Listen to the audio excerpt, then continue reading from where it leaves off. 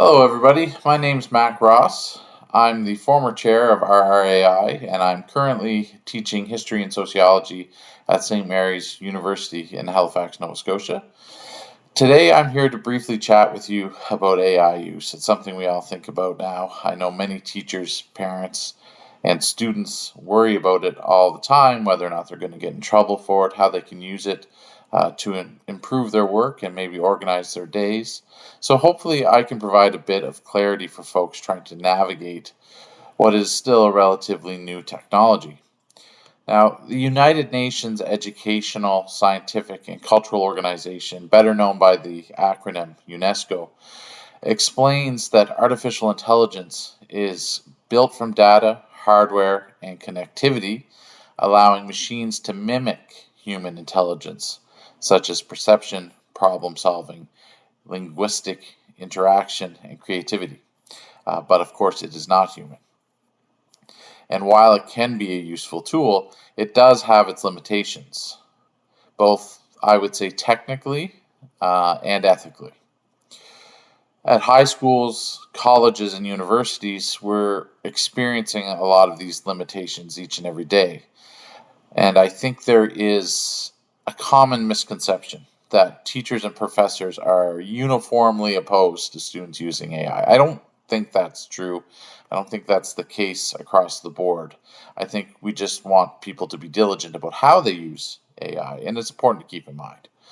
So, if something can make a student's life easier without diminishing their own learning and development, without unnecessarily harming the environment, which obviously is a big concern with the amount of energy it takes to drive AI platforms, I think most of us would embrace it, most teachers and professors. We don't want things to be necessarily difficult or unnecessarily difficult. We want people to thrive in their learning environment and become the best possible student and ultimately pursue the career of their dreams. But that requires a very intentional use of AI, a level of intent I think that many people really aren't embracing yet um, in education and elsewhere. So, ethically, we have to think about how AI relates to questions of academic integrity. And academic integrity is somewhat fluid, which makes it complicated, and it can vary from institution to institution. But I think it's safe to make a few generalizations. There's some classic examples, for example, um, of academic dishonesty or violations of academic integrity that are pretty much universal. Plagiarism, for example, whereby a student tries to pass off someone else's words as their own in an essay, in the answer of a question. We know if that's a violation of academic integrity. That's a violation at high school, college, university, anywhere. There's also contract cheating, which has become more popular, whereby a student basically pays another student or somebody not even affiliated with the university to take the course for them and do all the work.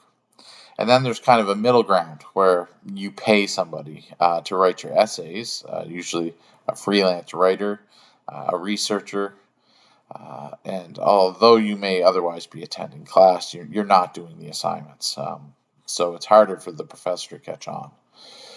Of course, I think you can take all those examples and see how AI, even though it's not human, can be leveraged to commit pretty much all those infractions of academic integrity. So when you pass off AI's words as your own, you're plagiarizing. Those aren't your words. When you pay an AI model to get a specific AI model to take a test or solve an equation, you're engaged in contract cheating.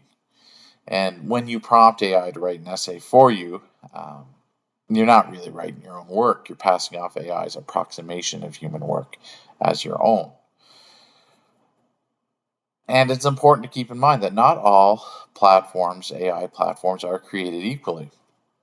I've caught people for AI use before, really before the big platforms like ChatGPT were even up and running. So these were free, poorly developed applications. And it's really not pleasant to catch people cheating with AI. I had 3 gentlemen in my class, and all 3 passed in the exact same paper. All three initially lied. They said they'd done their own work. And basically, what they were supposed to do was review a chapter from an academic book and critique it. And what they did instead was put that chapter through AI and get an AI generated critique of the chapter. So, with such a subjective essay like this, where it's a critique, it's your personal opinion, it's impossible to submit the same essay. It can't happen. So, when three of them all submitted the same essay, I was really intrigued about what exactly was going on. And I told them all, okay, you're saying you didn't use AI. Then the other possibility is you all paid the same person to write this paper for you, or one of you wrote the same paper for all of you, and then someone betrayed the others, and the same work was passed in, and they don't care about you, they care about getting paid for the service they've provided to you, and now you're in big trouble. And what I found really interesting was when I framed it like that, framed it as if they had gone out and found another human to do it, to write the paper for them, that triggered panic. They felt like if that was the case, and if that's what I believed, then I believed they had cheated, whereas they didn't view AI as cheating. This prospect of me thinking that they had gone out and found somebody else to do their work was far scarier to them than using a machine. It registered in their minds immediately as cheating, but AI didn't. When we finally got them to come clean and they explained the application they used, each and every one of them tried to say they'd only wanted to use it as a tool. But of course, there is a very big difference between using something for a tool and having it do your entire project for you, your entire essay for you. And in this case, it was a very flimsy AI model that just turned out the same thing every single time. There was no difference. So the chances of you getting caught were very high. Now, like I said earlier, what constitutes an AI-related breach of academic integrity does vary from institution to institution. So I would encourage everybody watching this video to go to their child's high school page, or if they're in university, check out their university's guidelines on what constitutes their own perceptions of academic integrity. Some of them are almost guaranteed to be there, like plagiarism, but there are other things that vary a little bit from place to place. And they can even vary from class to class. So at my university, St. Mary's University, for example, you really need to have permission from the instructor to use AI at all on any assignment. And if you do it without the confirmation of the professor, that's deemed cheating because you're not doing the work. Submitting AI-generated work and presenting it as your own original work is considered plagiarism at my institution. And if you do use AI, and you have permission from your professor to use AI, the proper way to indicate that is to cite it, to be explicit and transparent in your paper about having used it. And that way, there's no doubt about deception or anything like that. You've been upfront about it. And even if there is some kind of miscommunication between you and the professor, they don't think you tried to deceive them, which is a very important part of this. But AI is not perfect. It's going to make mistakes. It continues to make mistakes. Just this morning, there was a really scary example about how AI can, what experts call hallucinate. It makes things up. It kind of gets muddled and confused and ends up at these strange conclusions. So today on CBC, a man was explaining that he is currently suing one of the large AI platforms because it told him he had made a mathematical breakthrough that would change the world, that people wouldn't believe him, but he needed to keep going, keep pushing, tell everybody he could about this mathematical breakthrough he had come to find with the help of AI. Ultimately, that wasn't the case. He had committed himself to informing the whole world. It had taken a serious amount of his time, hurt his personal relationships, and it turned out the AI platform was wrong. It was hallucinating. It was telling him what he wanted to hear, which is, of course, part of this whole thing. Companies, corporations are behind AI, so it's not a neutral process or platform that you're engaged in. And it caused him significant mental anguish, and that's why now he is suing the company. We see this kind of thing happen all the time on a much less invasive scale in the classroom.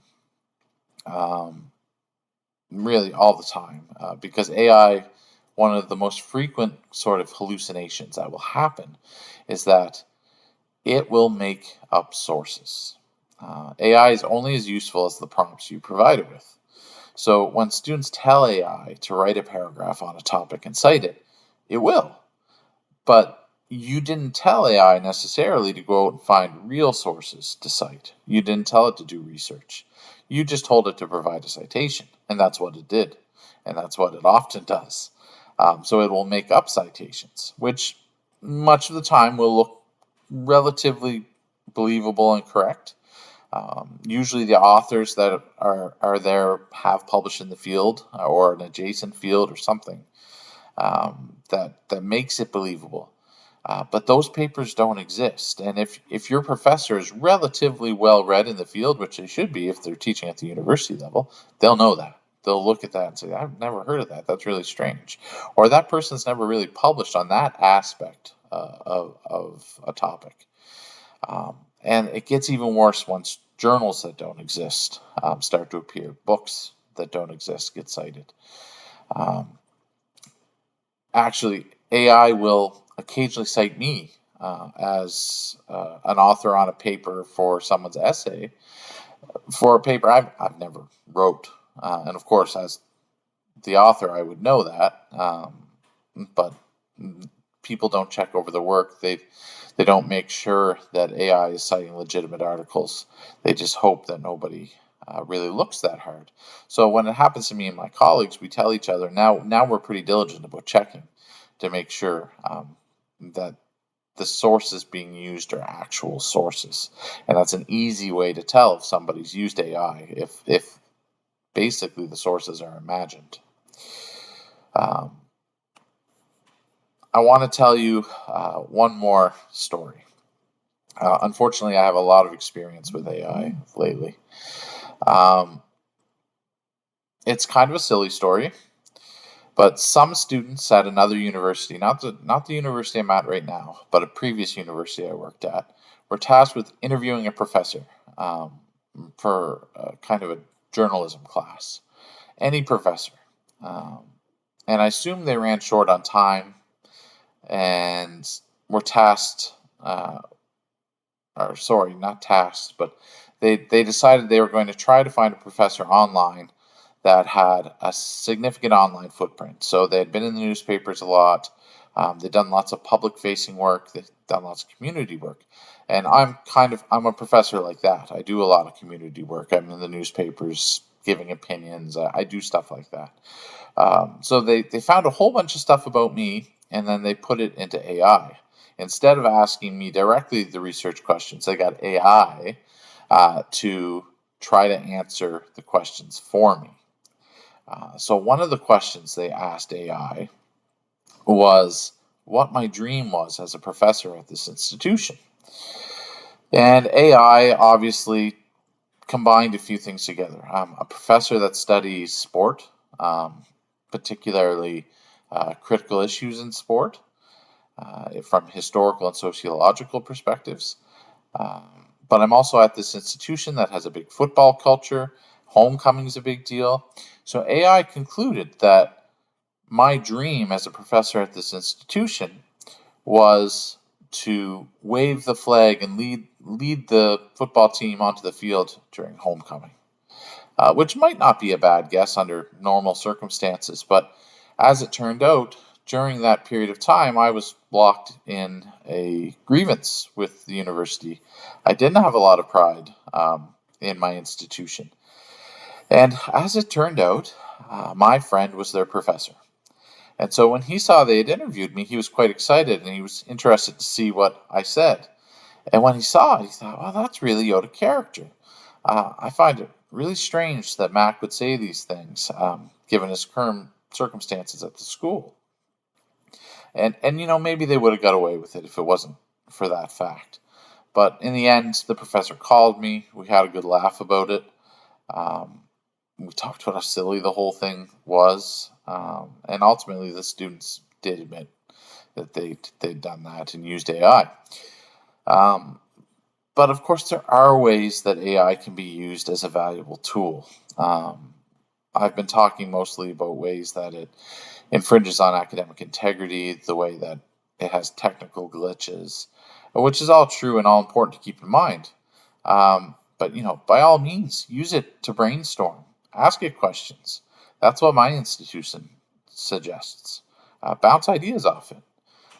If something's worded in a really complicated way, sometimes AI can help rephrase it in plain language. That can be really, really helpful, even for me. But regardless how you use this tool, always, always, always double check that what it is telling you is supported by an expert in the field, is supported by peer-reviewed research. Consult other sources, corroborate. Make sure that this isn't a hallucination, that it's given to you. And before I wrap up here, I wanted to share a couple ways that students can really make the most of AI and use it in perfectly legitimate ways that can really help their studies.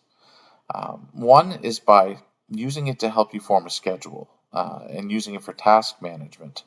You can tell AI all the priorities you're trying to navigate, and it will do its best to develop a schedule that will help maintain your work-life balance. I know a lot of students struggle with that, trying to find time to both do their schoolwork, sometimes have a job, and then sometimes find a little bit of leisure time for themselves. So if you put in all the things you want to balance into AI, it can come up with schedules for you that could potentially help you come up with things you hadn't thought of, that will make your life a little bit easier to navigate. It can also help students manage their finances.